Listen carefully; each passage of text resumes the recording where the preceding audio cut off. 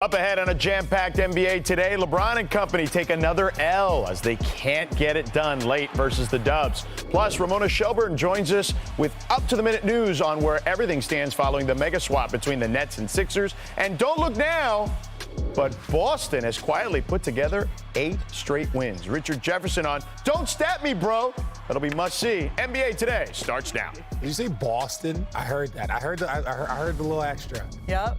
You know, why not a little extra? I heard the little extra. You know, make them feel at home here. Welcome to NBA Today. You're at home. I am sitting in for Malika Andrews, and happy Valentine's Day. Alongside Ramona Shelburne and Richard Jefferson, I am George Sedano. Kendrick Perkins will join us in just a minute, but we begin with the continued fallout from the biggest deal at the deadline. Now, there's only one L in Brooklyn, but the Nets have racked up 11 of them in a row, with the last 2 losses coming on the heels of dealing James Harden to the 76ers in a package that got them Ben Simmons, Seth Curry, and Andre Drummond. The Nets' recent skid and the trade has left the mic open for plenty of conversation.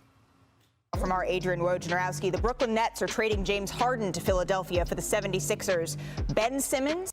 I'm not surprised. I have not talked to James about unhappiness other than just typical day-to-day, how can we make this thing better? Now that's official, I think we can wish him well. And for me, I just want everybody to be happy. You know, you never really know what they're going to decide to do.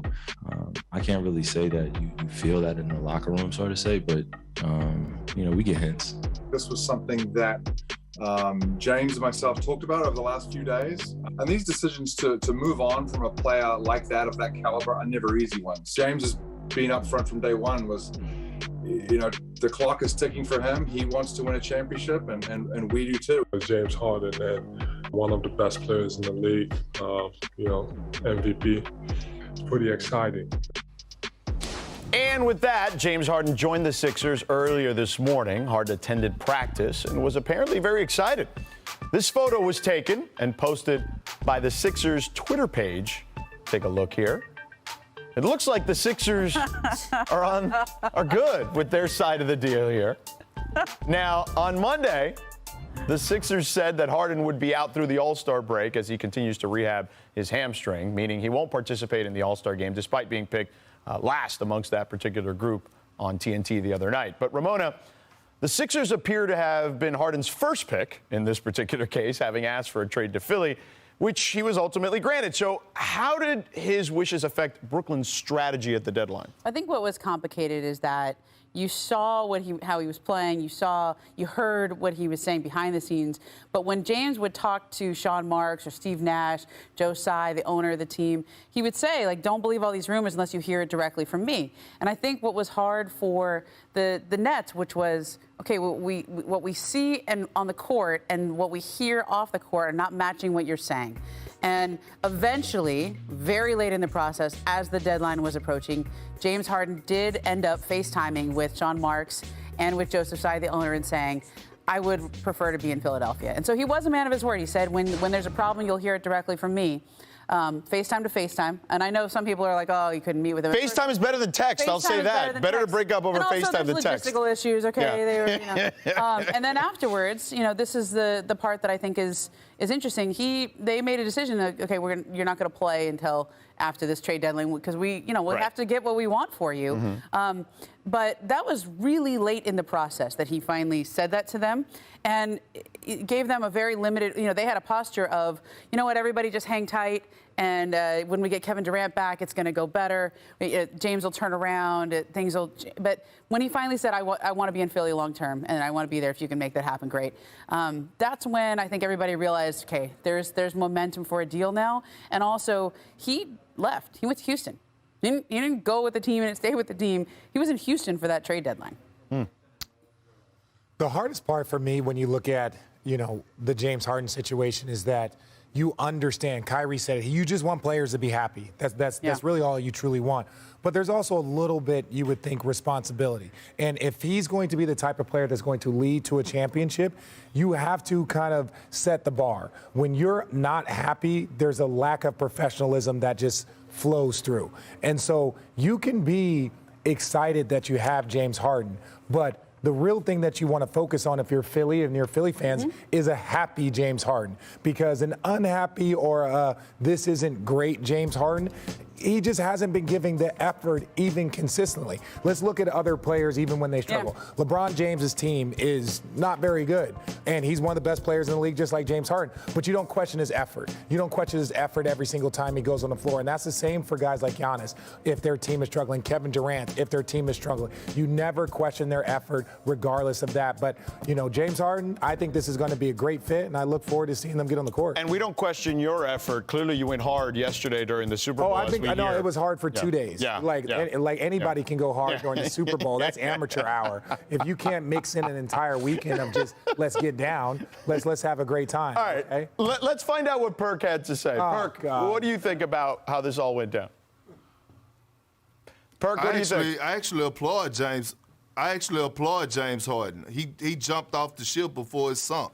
You know, and the reason is right now because Kyrie Irving is allowed to be the captain, and he's sinking the whole ship over there in Brooklyn. And James Harden saw the writing on the wall. And so what happened was he's like, look, I didn't sign up for this. I did not sign up for this. Let me get out of here as fast as I can because there's no accountability. And this is the culture that the Brooklyn Nets are building right now, something that they're going to have to correct. But I actually love James Harden. Look, he spoke up when time was needed. At the end of the day, he was there to do his job. He didn't want to cause any more distractions than they already have. So the time came where he said, you know what, I want out. The trade deadline is near. I want to get to Philly. Let me have this FaceTime conversation with him. Perk, did he visit you while he was in Houston or what? Nah, he didn't. I mean, you know what I mean? You know, James do his thing, and whatever the case may be, I'm all good with that. But I actually love what he did, to be honest. Okay. Get up out of there. Well, after the trade, Harden's former teammate Kevin Durant was non-committal about the move. Ramona, what role did he play? Well, George, there was a moment there. It was about a month ago, January 13th, and it's, you know, when you're putting together these stories, you kind of look, wait, January 13th, that's an interesting day. That was actually 1 year to the day of the first trade that brought James to Brooklyn, but January 13th, Kevin Durant, his agent Rich Kleiman, his manager Rich Kleiman, and Rich Paul, the agent for Ben Simmons, all met up in New York. They met up on separate business, but of course, when you are in the same room and there's an opportunity for Rich Paul to say, hey, Kevin, you should think about this, that's where he planted those seeds of trading for Ben Simmons and saying this would be good for you guys. And at the time, Kevin was not quite there yet. He wanted to see how this would work. Now, 2 days later, Kevin hurts his knee. And that's where this spiral goes. That's what causes this to speed up. But at that point, the Brooklyn Nets are not doing this without Kevin Durant's sign-off. Everything they do is run through Kevin Durant. He's okay with everything. And so I think this has been going on for a month now since they had that meeting and that discussion was had. And I think Kevin was trying to get involved here where it wasn't necessarily right then. It took a couple weeks for him to get to that place. But they would not have made this move if he was not on board. So, Richard, will it work? Mm-hmm. I think it has a chance to work, but look, understand this. The three best players from the Brooklyn Nets are, one is injured right currently. Now, and I think he'll come back, Kevin Durant, but he's currently injured. Another one hasn't currently played all season long, and even when he has played, part of the reason why they're in this position is because of some certain deficiencies that he has that prevents him from performing at a high level late in games and in certain situations. And then their other best player, Kyrie Irving, can only play in half the games. So, like, I'm sorry. Like, I am a Brooklyn Nets guy. That's the team that I work with the Brooklyn Nets. This one is like, they just need to get everything back. We can't judge them off what we're looking at because there's no sample size. Perk, let me ask you this. You know, your thoughts on the Nets, but how much faith do you have in the Sixers now that they've got Harden? Oh, I have all the faith in the world.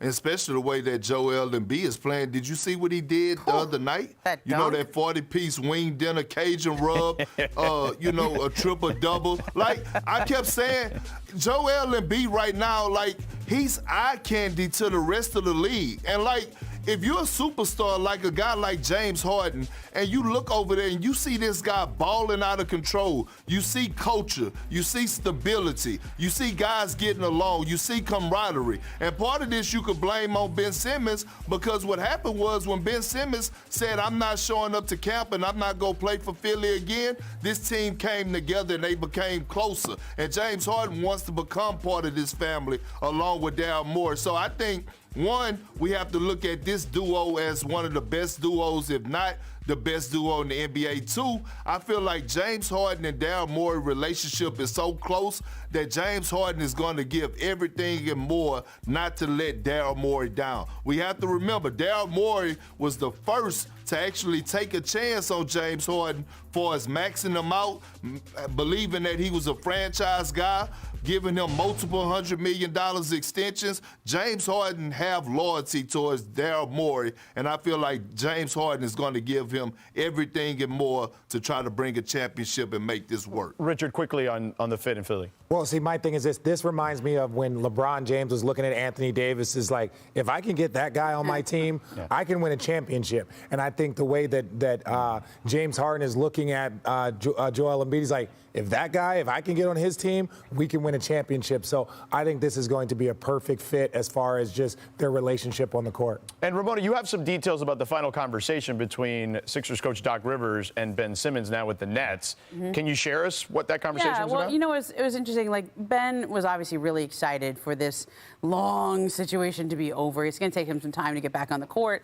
But he did end up having one long conversation with Doc Rivers afterwards. And I think his message, the way it's been described to me, was, you know, I'm happy this is over. It was never personal with Ben and Doc. That he always said, you know, I respect the way you were so honest with me about everything. When he says honest, I mean, Doc was always saying, you're under contract, I expect you to play.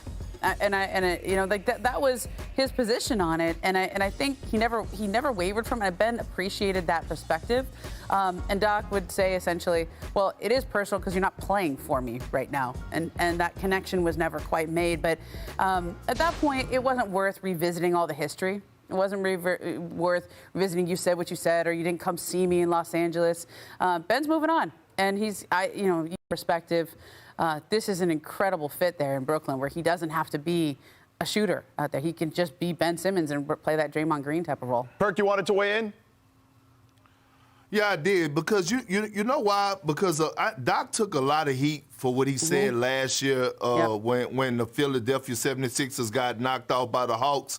But I have to remind people that Doc Rivers stood by Ben Simmons the entire season, even throughout the playoffs, when reporters, when everybody was saying, hey, Doc, why are you not benching Ben Simmons and playing Tyrese Maxey? Because I strongly believe, I said it time and time again, I feel like the 76ers could have beat the Hawks if they would have put Ben Simmons on the bench and let Tyrese Maxey, rock out. But at the end of the day, look, it's never personal. This is a business, and sometimes our feelings get involved, and sometimes outsiders, distractions get involved. Sometimes we get the wrong knowledge from the wrong people, and they steer us in the wrong direction. Do I think this is great for Ben Simmons to finally get a new start? Absolutely. I think he's going to do well in Brooklyn individually. I don't know how they're going to be as a team, but I think he's going to come out with something to prove and have a chip on his shoulder. But I wanted to defend Doc for a minute,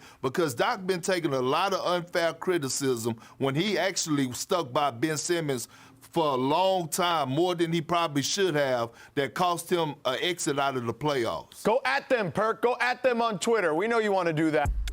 LeBron James and the Lakers facing the Warriors. By the way, Elgin Baylor, who we saw a second ago, the originator of the Euro step. Okay. First quarter action here. Avery Bradley gets the steal. He's going to find LeBron cutting down the middle of the lane for the jam. Look, the Lakers were playing pretty solid basketball throughout. They were kind of answering every single call that the Warriors were putting out. And then Austin Reeves with the block. That was amazing. On Clay. Now, Clay will get him back in a moment, but here comes Malik Monk. He goes up, gets the and one. Lakers fans excited. Lakers fans show up everywhere. Then the Warriors down 6 off the turnover. Watch this. Here comes Clay. He goes the other way. Oh. He'll get the and one on Austin Reeves. I remember when Bron used to jump high enough to block that shot. And he makes the free throw, though, cut the lead to 3. Lakers under 2 minutes left. Jordan Poole. Oh. No, finds Clay, though, on the rebound. And, of Playing course, a shot like splash. that, just keep giving him. Season high 33 from Clay. Under 7 seconds left here. Here's LeBron.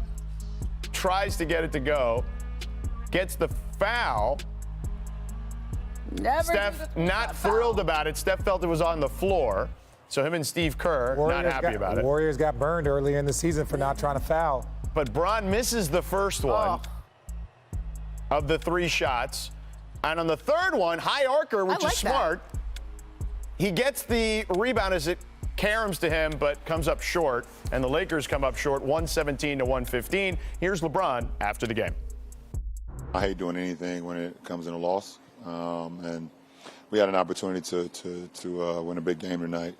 But like I said, throughout my career, anytime I've been linked with some of the greats, I've always just been in awe. Been appreciative of the opportunity to play this game at the highest level. I love the game of basketball. I love being a part of the NBA and being able to inspire, so many different sets of generations. And along that way, when you're able to accomplish things individually, then at some point, I guess, have an opportunity to kind of sit back and think about it. Now joining us is senior NBA writer for The Undefeated, Mark Spears. Mark, we just heard from LeBron, and you were at the game on Saturday. So how did you feel the Lakers were handling their latest loss? Well, hey, George, you being in L.A., man, no loss is a good loss in L.A., right? But this was like the best loss of the season, I thought, for the Lakers. There was just a different vibe about them. So after the trade deadline passed on Thursday, they practiced on Friday in San Francisco. And Frank Vogel, their coach, said, hey, we got to reset our energy, our mindset. These are our guys that are going to be here. Let's move forward. And you could see a difference when they played the Warriors on Saturday. The energy shift. They were more connected. And to me, it was definitely the best game by Westbrook this month. He had 19, 7, and 5. But there just seemed to be a different thing with him. The pressure was off. He was just playing. There was no frustration. He was playing at the end of the game. He wasn't on the bench. So, yeah, the Lakers lost, but even AD and LeBron acknowledged after the game that, there was a different mindset. There was a lot less pressure, and these guys are moving forward. So, perhaps this is a good move mentally for the Lakers going forward. And we've seen Clay obviously kind of rebound from the injury, had an incredible game the other night, 33 points, big second half for him. But what do we know about the latest on Draymond Green, Mark? Well, Draymond Green hasn't played since January 5th. He's been working out on his own with his back injury. But I think there might be a little light at the end of the tunnel. He will not be playing in the All-Star game. But I'm starting to hear some optimism that in about 3 weeks, he will be back on the court, which certainly will be great news for the Warriors. He will be in Cleveland for All-Star. He's looking forward to being around the top 75 players and doing his side job working for Turner. But the Warriors could have him and Wiseman back in their lineup in March, which would be great for their team because it still gives them a month and a half to get on the same page with Clay, who Draymond really hasn't played yet with. Wiseman hasn't played with Clay. Kuminga's playing great. Curry probably wants to get this team set. So the game this month of March is going to be huge for the Warriors, hopefully with a full complement of players for the first time. Mark Spears, senior writer of The Undefeated. Thank you, sir. Good to see you. All right, man. Take care. All right, look, obviously things with the Lakers have been not so great. It's been a rough season for sure. So the question is, can the Lakers, Richard, turn this thing around and get better as the season goes on? Let me say this. They can play better. They can get better. They have been playing awful. I think they would admit that. No one up here. I don't even think that's a shot at them. So, yes, can it get better? Yes, it can. are they ever going to get to a spot, in my opinion, with this current roster that they can contend for the Western Conference or they can contend for a championship? That answer is still no, but they can get better. I think at best, if this team kind of got things going, filled some of the gaps, maybe they get to the second round and don't have another first-round loss like they had last year. But what they don't want to do is get into the play-in game, not be playing great basketball, then have to go against an absolute juggernaut in Phoenix or Golden State. That will be a first-round exit for them. Perk, let me ask you, how do they get better then? Richard says they can get better. How do they get better, and how much of that is on Anthony Davis? Well, the first thing is they have to play with effort, and I think that's the bright spot we saw on Saturday against the Warriors, that they actually competed. Like, Anthony Davis in the fourth quarter didn't show up big for scoring-wise, but I thought defensively he had a pretty decent impact on the game. But I just think the Lakers just got to, at this point, like, they have too many veterans not to say we're going to figure this out. Like, Russell Westbrook, MVP. LeBron James, 4 times MVP. Anthony Davis, still in his prime at 28 years old. Like, we're not dealing with a bunch of rookies here. So they have to have a coming to Jesus meeting or figure it out or whatever the case may be. But here's why I disagree with RJ about the play-in tournament. The play-in tournament actually is the best thing that ever happened for the Lakers, because that actually gives them a better shot of actually getting into the playoffs. Without the play-in tournament, they wouldn't even have a chance. And I understand, look, RJ, I understand what you're saying. They don't want to see the Suns or the Warriors in the first round. I don't even think they want to see the Grizzlies. But we all know that you never know what could happen in the playoffs, that when it comes down to it, that record is 0-0. What you done in the regular season don't even matter. They'll come in as the underdogs. They would definitely be the probably the top 8 or 7 seed to ever be, one of the best 8 or 7 seeds to ever be in the playoffs that you would want to see. So, I mean, the best thing for the Lakers that happened was they got added to play-in tournament. Well, the interesting part is, and the reason I brought up Anthony Davis was the fourth quarters, when he plays well in the fourth quarter, they win. When he doesn't play well in the fourth quarter, they don't win. They've had a lot of close games, and so using that metric, he hasn't played well in a lot of fourth quarters because they have not won a lot of games. Okay, well, look, in games decided by 5 points or less this season, in wins, he's getting 6 points in the fourth quarter, which is pretty good, and in losses, he's averaging less than 4. Yeah, they just didn't get him involved in the Warriors game. But I think the issue with the Lakers now is management said to this team, this is your team. Make it work. And there's a clarity that comes from not doing something. There's a clarity that comes from management saying, this is the bed you must lie in now. And I think that they are in this place where they look like a team that seemed relieved. Didn't they seem relieved on Saturday? They seemed like, okay, it didn't happen, and we're going to have to make this work, not only for this year, but going forward. All right, we'll see. Still to come here on NBA. Oh, that's what I'm talking about, Joker. That's what I'm talking about. See that? Look at that. See, that's hype. That'll get me hype. Oh, no, I'm sorry, Nick. There is no review of it. That's just a damn clean. Good block. That's clean. He blocked Canada, too. The flag right there. The whole country got blocked. The whole country got blocked right there. That's fine. I love you, my Canadian. Let's move over to the top dimes. In Indiana, Sunday, Tyrese Halliburton put on a passing clinic. He had 10 dimes in the first half alone, ended up with 16. Look at this. Yeah, it's pretty easy for this guy. I'm surprised that he's on this team, to tell you the truth. But, in a trade, I know this was one of the big trade controversies last week. Tyrese Halliburton is going to be a stud. He even has a chance to be an all-star in the league, but ultimately he got traded for an all-star, so I think it's a good trade. Yeah, I don't get what Sacramento was doing there. All right, top No posters. one does. What a weekend it was for the Dunks. We start in Chicago. Look at that. Vucevic, okay. USC's own. Okay, see, look, that's what happens when the young fellas, they don't know that the big fella can get up like that. I see Vucevic. Who else we got? Joel. This might be the dunk of the year. Yeah. Because Jared Allen is a shot-blocking machine. That is man-on-man crime right there. God. Oh, and just body him? And Jared Allen's also one of the nicest person. That has nothing to do. There's nothing I feel to bad do. for him. If you're nice, if you're a bad person, it doesn't matter. Right there, that's just crime. All right. Oh, look at Ant-Man. Oh, hello. See, I said dunk of the year. Ant-Man, that's still the dunk of the year. but that's pretty good. I like putting the shoulder into it. Look at that. Look at that. Oh, well, come on. And look, he's starting to get a reputation, so people kind of jump and float by him. They do like the little business decision. Well, apparently, we have a young, spry Richard Jefferson doing some of that stuff. Let's take a look back at this slam over Darko. Oh, over Darko? Yeah, that's not even in HD. That's how old this is. Why would you do that? I feel like my McDonald's All-American game footage is more clear than this. Where did you guys steal this? And here are you in Cleveland, old man. Is this 8mm? What is this? I mean, you're old, bro. This is dope, yeah. If you guys want, I have a collection of YouTube videos I can submit. It's no big deal. I'll get you better footage than that. It's okay. All right, listen. This is what happens when you played in the 90s, I believe. Like 3 of those. Tatum with 38 points, 10 boards. Celtics win again, 105-95.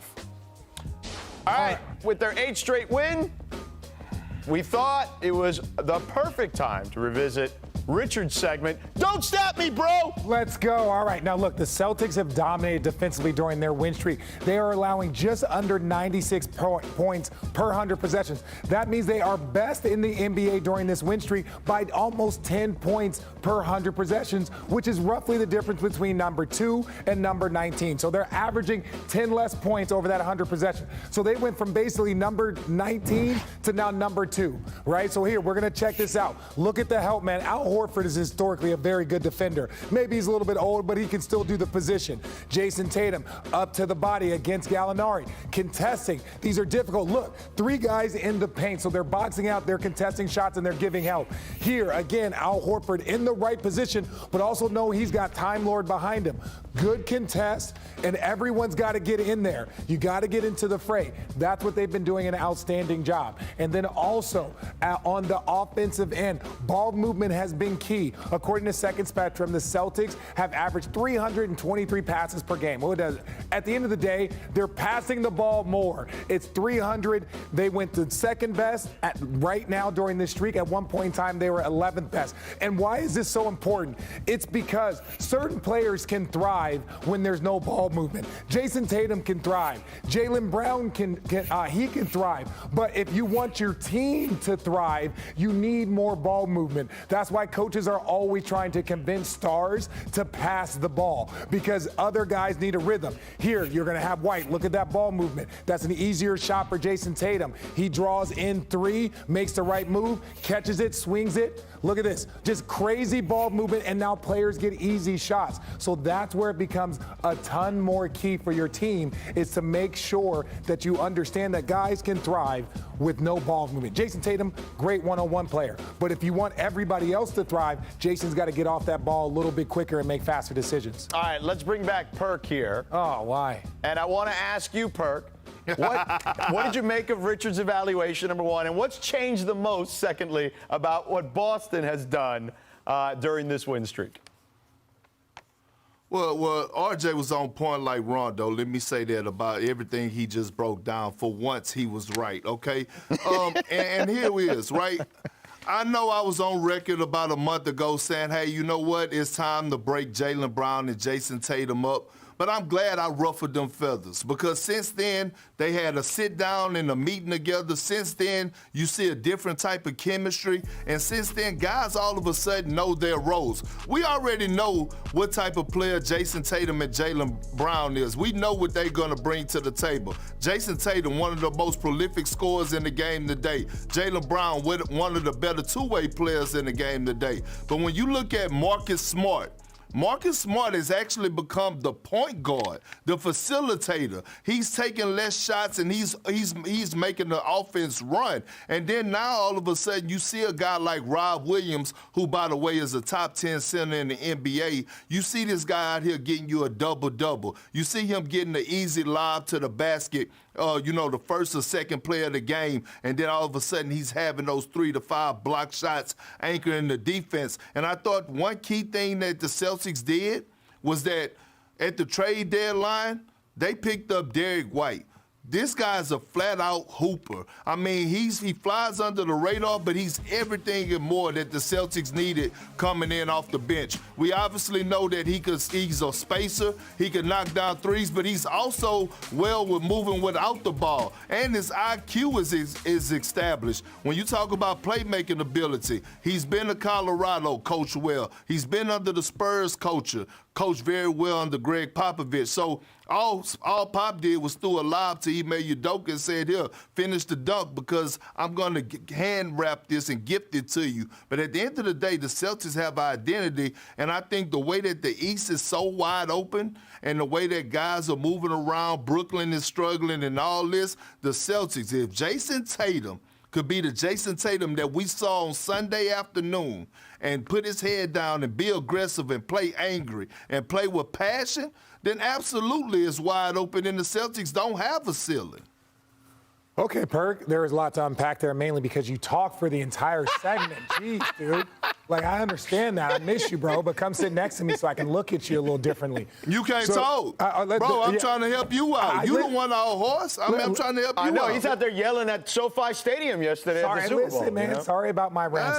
Anyways, Perk is right, but one thing that I want to point out, but there's good and bad to this, depending on how you look at it. If we can pop up who they've played over this win streak, and the reason why I say this is good as bad is because we can look at other teams, right, that don't win these games, right? Obviously, the Nets have been struggling. The Magic aren't good. The Pistons aren't good. Heat are pretty good. Hornets are good. Pelicans, they've been up and down. Wait, did you just give the Hornets a good and the Heat only a pretty good? No, I'm saying they're the 1 seed. I'm just going. I'm going through the things. Like good, pretty good, like whatever. So my point is that if you look at this, they've done what they were supposed to do. They beat some of these teams. They should have beat the Heat at home. They should beat the Hornets at home. So if your most difficult teams that you're playing are at home, and then you're beating the teams you're supposed to on the road. So to Perk's point, they are starting to establish an identity. And when you establish an identity, you start doing things consistently. And that's what they've been doing. They've been beating the teams they're supposed to beat, and they've been very, very competitive against the better teams